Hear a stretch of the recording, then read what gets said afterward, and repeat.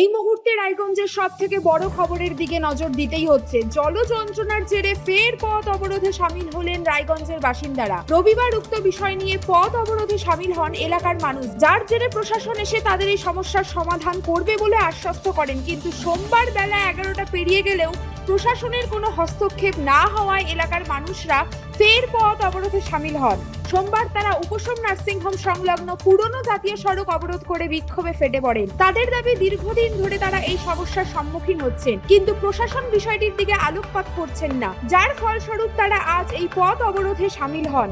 তারা জানান, যতক্ষণ না পর্যন্ত প্রশাসনের তরফ থেকে কোনো জেসিবি এবং অন্যান্য সামগ্রী পাঠানো হবে, ততক্ষণ তারা এই অবরোধ চালিয়ে যাবেন। এই ঘটনার খবর পেয়ে দ্রুত সেখানে পৌঁছায় রায়গঞ্জ থানার বিশাল পুলিশ বাহিনী। তাদের হস্তক্ষেপে পরিস্থিতি কিছুটা স্বাভাবিক হয়। এই বিষয়ে বিক্ষুব্ধ এলাকাবাসীরা কি জানাচ্ছেন শুনবো। কালকে আমাদের প্রশাসন এসে আশ্বাস দিয়েছিল যে জেসিপি আসছে, আমরা কাজ শুরু করছি, কিন্তু এখন বাজে প্রায় 11টা, এখনো অবধি কারোর হেলদোল নেই, কোনো রকম কোনো সুরাহা নেই।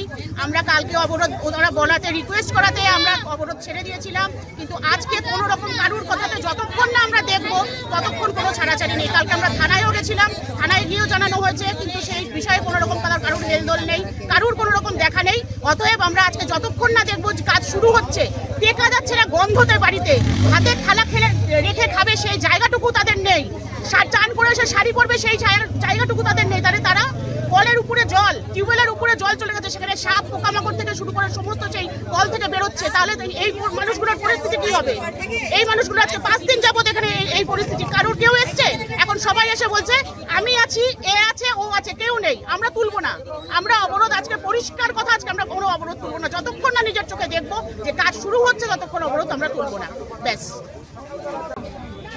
আমাদের পাড়ার জল নিকাশি ব্যবস্থা একদমই খারাপ আছে, ঠিক আছে। তো আমাদের পৌরসভা থেকে এখানে মাটি কাটা, প্রত্যেকবার মাটি কেটে দেয়, জলটা পাস করে দেয়। তো আমরা অনেক দিন ধরে জল হচ্ছে, কষ্ট করছি, কিন্তু পাস হচ্ছে না জল।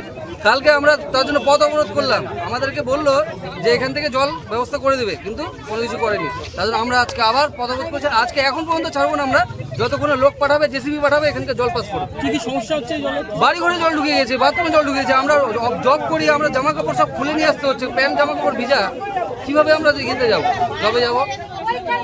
হাঁটু জল, আমাদের গলি সব বাড়িঘর সব হাঁটু জল হয়ে যাচ্ছে। কি চাইছেন এখন আপনারা? আমরা যাচ্ছি এখন এখানকার জল নিকাশি ব্যবস্থা, সামনে মাটি কাটবে, জেসিবি নিয়ে আসবে, আর এখান থেকে ড্রেনের একটু লেবারদের ড্রেনের একটু ব্যবস্থা কাজ করবে ওরা। এটাই চাই, আর কিছু জল ওই সামনে পাস করতে পারবে, জেসিবি লাগবে, হয়তো ক্যানেলটা পরিষ্কার করবে। এটা আমরা যাচ্ছি এখন, আর না হলে আমরা ছাড়বো না। রায়গঞ্জ থেকে নিজস্ব প্রতিনিধি রিপোর্ট, টাইমস 14 বাংলা।